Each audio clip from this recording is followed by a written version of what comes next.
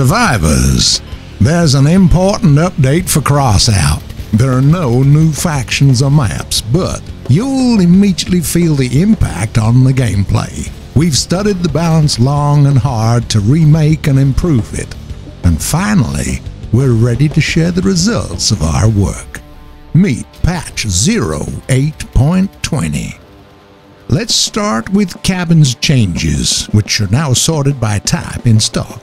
Crafts with parts of different categories should grade up in terms of effectiveness thanks to updated parameters. Let's check them out. Guerrilla, Duster, Huntsman, Thug, WWT1, Docker, Growl, Wyvern, Fury, Bear, Pilgrim, Jawbreaker, Trucker, Carapace, Quantum, Humpback. Crafts based on light cabins will deal lots of damage, but lose the ability to use additional armor. Heavy crafts, even though inferior in terms of firepower, will yet be able to get several times more points of structure compared to other ride.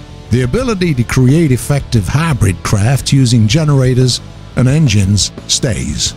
It's worth noting that after these updates, some already existing drafts need rework, given the new parameters. Factionary transport schemes also have been partially changed. We've rethought the game in the context of frame functioning and construction parts. Frames are the basis of any craft. That's why they were created durable from the very start. They also give additional points of structure.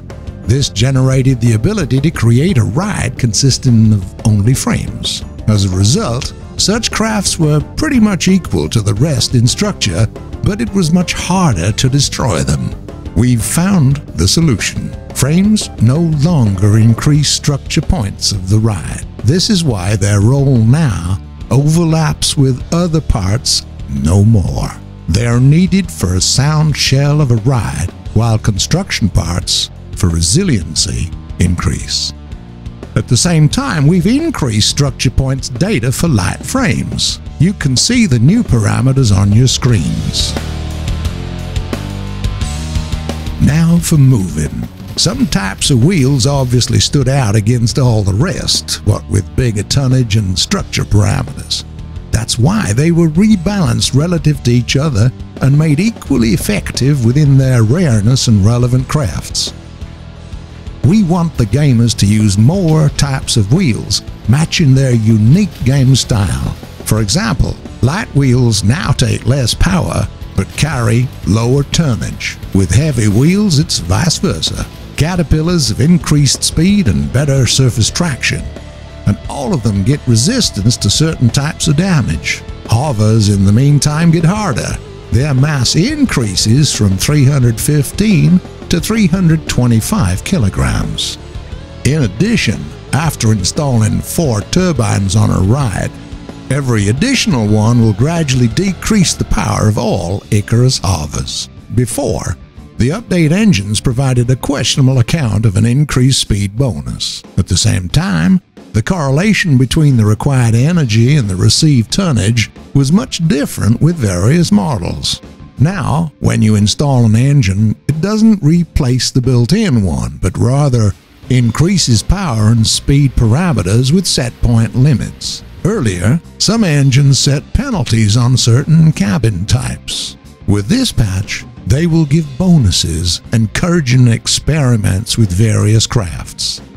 On the whole, engines are now divided into 3 types. Universal, which give insignificant boost to power and speed but don't require energy. Fast, which increase speed and tonnage. Powerful, which significantly increase mass limit and power of the cabin. Let's have a look at the adjusted parameters. Light engine. Engine. Powerful engine. Improved engine. V8 engine. Mark II powerful engine. Air engine. We fibbed a bit at the beginning of an episode. There's a new map in the game, but it's different. It's global. It shows a piece of a continent which hosts the events of the game. Take, for example, the Valley. Located on the sidelines of habitable territories, for many years it's been closed for humans. Even a brief visit promised an imminent death.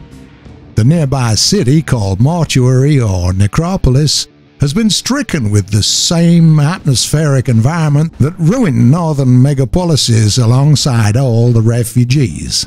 But it's still possible to stay alive in the valley, if you don't get too close to the polis and watch the signals. Earlier daredevil riders and mechanics lived here, exiled after the war. They thoroughly examined the deadly anomaly and were the first ones to react when, several years ago, the valley has become suited for life. By the time large gangs found out about that, mechanics had already explored the intact lands nearby Necropolis, founding several settlements. The land, crippled after the catastrophe, is just starting to gradually balance back. High cliffs separate it from the Great Kaganet on the west. Lunatics operate there. Far in the east is the Brotherhood, where, overcoming the hardships, came scavengers and steppenwolves. And for many years, no one has heard of Dawn Children, who experiment in the South Wastes. The map, built in the game, has small icons of raids and melees scattered around, as well as the choice of a mission needed for a reward.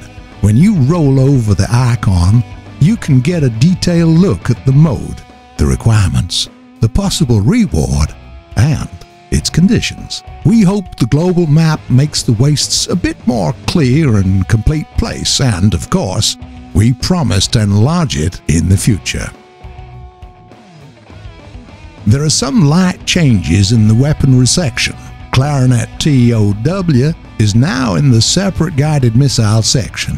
Equalizer's slew rate is decreased by a quarter, as is the firing distance of Sidekick. The operating radius of a drone is decreased by 60%. Now, it can't get that far away from a host. We've also reworked the explosion system. While before the patch, the damage was dealt primarily by frags, and quite unpredictably. Now, after the update, the cratering system is applied. This means that the maximum damage is dealt in the epicenter of the explosion, and then it dies out with distance from the center. Some elements of several game modes have also changed. For example, in raids, there's now a chance of ammo drop after destroying the bots. Assault starting time depends on its difficulty. Slight updates are itemized in the pursuit. By the way, seasons are now available from the 5th level of Mechanics faction. Witch Hunt, confined to Halloween, is now shut off. We've traditionally improved the interface and some maps. The full list of changes is available through the link in the description.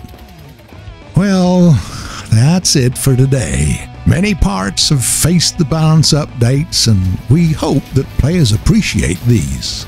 We would very much like that the survivors are equally interested in fighting in the wastes regardless of their approach to crafting and their game style. Today, we've made a few important steps toward this goal.